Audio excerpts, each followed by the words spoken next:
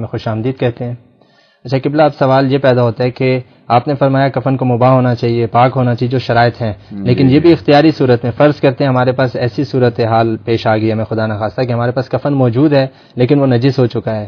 یا کفن موجود ہے لیکن وہ غصبی ہے، تو اس صورت میں ہم کیا کریں گے؟ کفن نہیں دیں گے میت کو اور بلا تکفین دفن کریں، یا کوئی ہمیں رخصت اور اجازت حاصل ہے؟ جی یہ ان سوالات کی نوبت آ سکتی ہے. پہلے تو میں یہ مسئلہ دوبارہ عرض کرنا چاہوں گا کہ کپڑا جو ہے وہ ضروری نہیں خواہ کاٹن میں ہو، وہ کاٹن کا بنا ہوا ہو، روئی کا بنا ہوا ہو، اون کا بنا ہوا ہو، یا کسی حلال گوشت جانور کے بالوں کا وہ بنا ہوا ہو، حتیٰ چمڑا تک میں کفن دینے کی اجازت دی گئی ہے. ویسے تو مستحب ہے کہ وہ کاٹن ہو اور سفید ہو، ٹھیک ہے، لیکن یعنی اس کے کافی ہونے کی حد تک جہاں تک تعلق ہے، یا اس کے واجب کی ادائیگی کا جہاں تک تعلق ہے، وہ حلال گوشت جانور کے کھال میں بھی جب اس کو شرعی طریقے سے ذبح کیا گیا ہو، بالوں سے بنے ہوئے کپڑے میں بھی، اور خود اس کی جلد اور کھال میں بھی اس کو کفن دیا جا سکتا ہے. اون کا بھی ہو سکتا ہے، اون کا بھی ہو سکتا ہے، بالوں کا بنا ہوا کپڑا ہو، کاٹن کا بنا ہوا ہو، سب میں دیا جا سکتا ہے، کھال میں بھی آپ دے سکتے ہیں. ٹھیک ہے. اور اگر نوبت آتی ہے، فرض کریں کہ اختیاری حالت میں جن کپڑوں میں دینا چاہیے ان کپڑوں میں سے ہمارے پاس کوئی کپڑا نہ ہو، مثلا کاٹن یا اون یا بالوں کا بنا ہوا یا حلال گوشت جانور کی جلد کا بنا ہوا ہمارے پاس نہیں ہے، مثلا نجس ہے، یعنی خود نجس ہے، یعنی 10 نجاسات میں سے ایک ہے، مثلا مردار جو ہے وہ نجس ہے، اس کی کھال جو ہے وہ خود آپ کہہ سکتے ہیں خود نجس ہے. ٹھیک ہے. یا مثلا کپڑا ہے اس کو کوئی نجاست لگ گئی ہے جس کو متنجس کہتے ہیں، یعنی 10 نجاسات میں سے نہیں ہے، یعنی ذاتی طور پر تو جی وہ پاک تھا، مگر عارضی طور پر وہ 10 نجاسات میں سے کسی نجاست کی وجہ سے وہ نجس ہو گیا ہے کپڑا. تو یا ایسی صورت میں یہ ہے کہ یا غصبی ہے، یا اگر وہ یا مثلا عام حالات میں خالص ابریشم میں نہیں دینا چاہیے اس کو، آپ کے پاس خالص ابریشم کے علاوہ دوسرا کپڑا ہے نہیں مثلا، یا نجس ہے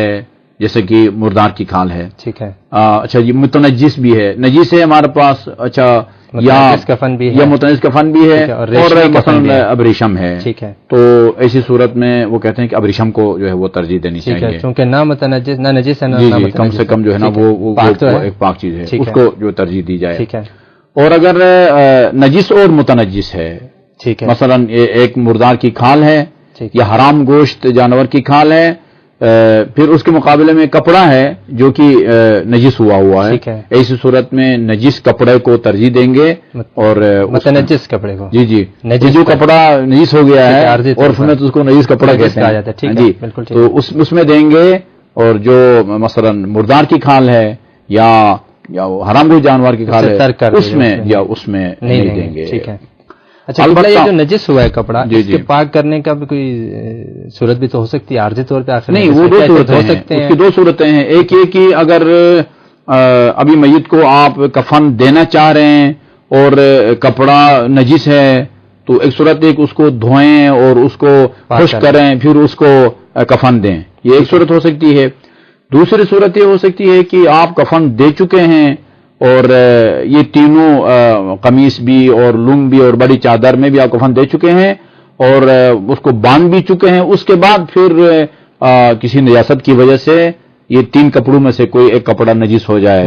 یا خود اس کے میت کے جسم سے کوئی خارج ہو، پیشاب پاخانے کی صورت میں، خون کی صورت میں، یا باہر کی کوئی نجاست اس کو لگے، یہ 2 صورتیں ہو سکتی ہیں. تو فی الحال ہم تو اس کو کفن دینے کے مرحلے میں ہیں، یا کفن دینے کے مرحلے میں اگر اور نہیں ہے تو پھر جو ہے نا وہ جو کپڑا نجس ہوا ہے اسی میں آپ اس کو دے سکتے ہیں. یہ ان کی ایک ترتیب تھی جو ہم نے بیان کی. البتہ جہاں تک اس کا تعلق ہے، یعنی عام حالات میں نجس میں نہیں دے سکتے، عین نجس میں، جیسے کہ مردار کی کھال ہے، یا پاک کپڑا تھا تو اب وہ نجس ہو گیا ہے جس کو فقہ کی زبان میں متنجس کہتے ہیں، نہیں دے سکتے. اسی طرح خالص ابریشم میں نہیں دے سکتے، لیکن مجبوری کی حالت میں اس ترتیب کے ساتھ جو ہم نے بیان کیا ہے، نجس میں یا متنجس میں یا ابریشم میں دے سکتے ہیں. لیکن جو اس کی مباح ہونے کی شرط ہے کہ کپڑے کو غصبی نہیں ہونا چاہیے، چوری کا نہیں ہونا چاہیے، یہ اگر آپ کے پاس مباح کپڑا ہے یعنی خود آپ کا اپنا ہے یا کسی کا ہے تو اس نے اجازت دے رکھی ہے، اس میں دے سکتے ہیں. لیکن اگر غصبی ہے اور فرض کریں اور آپ کے پاس دوسرا کپڑا نہیں ہے جو ہے وہ غصبی ہے، یہاں سوال پیدا ہوتا ہے کہ ہم اسی غصبی کپڑے میں اس کو کفن دیں یا بغیر کفن کے اس کو دفنا دیں. فقہا کہتے ہیں کہ غصبی کپڑے میں کسی صورت میں بھی اس کو کفن نہیں دینا چاہیے، اسی حالت میں اس کو بغیر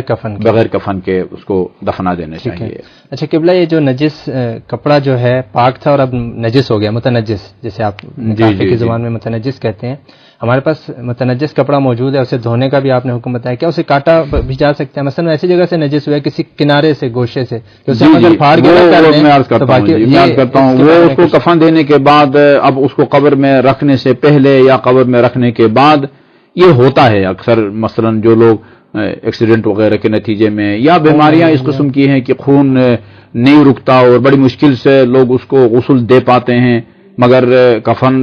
میں اس کو لپیٹنے کے بعد پھر دوبارہ خون نکل آتا ہے. اکثر مومنین پوچھتے رہتے ہیں، ٹیلی فون کے ذریعے پوچھتے رہتے ہیں اور خط کتابت کے ذریعے بھی پوچھتے رہتے ہیں. اس صورت میں بتایا گیا ہے کہ اگر ممکن ہو اب قبر میں رکھنے سے پہلے یا قبر میں رکھنے کے بعد، اگر ممکن ہو تو اسی حصے کو جو نجس ہو گیا ہے آپ دھو لیں. مثلا قبر کے اندر رکھنے کے بعد بھی مثلا کوئی بڑا سا ٹب آپ اس کے نیچے رکھیں اور جو حصہ نجس ہوا ہے اس کو قلیل پانی سے بھی دھو لیں اور دھو کے پھر اس کو سپرد خاک کر دیں. یہ خیال رہے کہ مثلا وہ کیچڑ نہ بن جائے اور یہ نجاست جو ہے جسم کے کفن کے اور حصوں تک نہ پھیلے.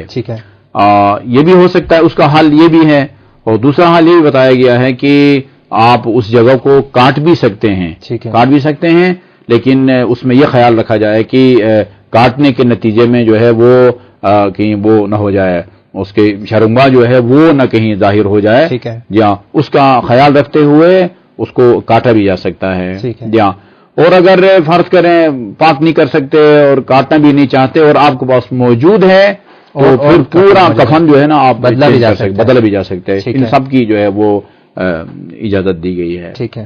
اچھا قبلہ، یہ تو بتائیے گا کہ ہم سنا ہے میں نے بھی کہ قرابت داروں پر واجب نہیں ہے کہ وہ میت کو کفن دیں، کیا اس قسم کا بھی کوئی ہے کہ کس پر واجب ہے کفن دینا اور کس پر واجب نہیں ہے؟ اور اگر واجب نہیں ہے رشتہ داروں پر تو پھر کفن کے اخراجات، تدفین کے اخراجات وہ کہاں سے حاصل کیے جائیں گے؟ یہ کچھ سوال. یہ اچھا سوال ہے. یہ مرنے والے اور جو زندہ ہیں وہ ان کے آپ دو قسم کے رشتے فرض کر سکتے ہیں. ٹھیک ہے. مرنے والی اگر کوئی خاتون ہے اور اس کا شوہر زندہ ہے تو خاتون کا جو کفن دفن کا خرچہ ہے مکمل طور پر، یعنی اس میں یعنی حتیٰ کہ اگر وہ بیری کے پتے وہ جو ہے نا آپ کو قیمتاً خریدنے پڑتے ہیں، کافور آپ کو قیمتاً خریدنا پڑتا ہے، کفن کا کپڑا واجب مقدار میں وہ خریدنا پڑتا ہے. حتیٰ فرض کریں کہ ہر جگہ تو آپ کو مفت میں جگہ نہیں ملتی ہے، دوسرے ممالک میں بھی یہ دیکھا گیا ہے کہ بہت مہنگی قیمت وہ زمین خریدنی پڑتی ہے دفن کے لیے. حتیٰ اسی طرح سے پانی فرض کریں اگر وہ خریدنا پڑتا ہے، بکتا ہے، یہ کوئی ناممکن بات تو نہیں ہے. جی اسی طرح وہ قبر کو کھدائی کرنے والے اور اس کو تیار کرنے والے بھی وہ اپنا ٹھیک ٹھاک معاوضہ اور مزدوری مانگتے ہیں. تو غسل سے لے کر اور اس کو سپرد خاک کرنے تک جتنا خرچ اٹھتا ہے وہ سارا جو ہے وہ شوہر کے ذمے ہے بیوی کا. اب وہ بیوی چاہے کوئی چھوٹی ہو، بڑی ہو، عقل مند ہو، دیوانہ ہو، حتیٰ کہ یہاں تک بتایا گیا ہے کہ اگر کسی نے اپنی زوجہ کو، بیوی کو طلاق دے رکھی ہے اور یہ طلاق جو ہے وہ رجعی طلاق ہے کہ جس میں عدت کے دوران شوہر کو کسی نئے نکاح کے بغیر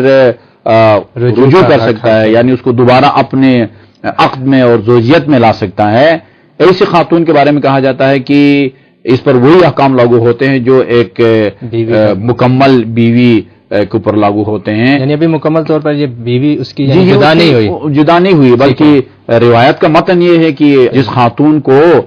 طلاق رجعی دی گئی ہو وہ زوجہ شمار ہوتی ہے، وہ باضابطہ اور شرعی بیوی شمار ہوتی ہے. ٹھیک ہے. تو چونکہ طلاق دو قسم کی ہے، ایک طلاق باین کہلاتی ہے، جس کے بعد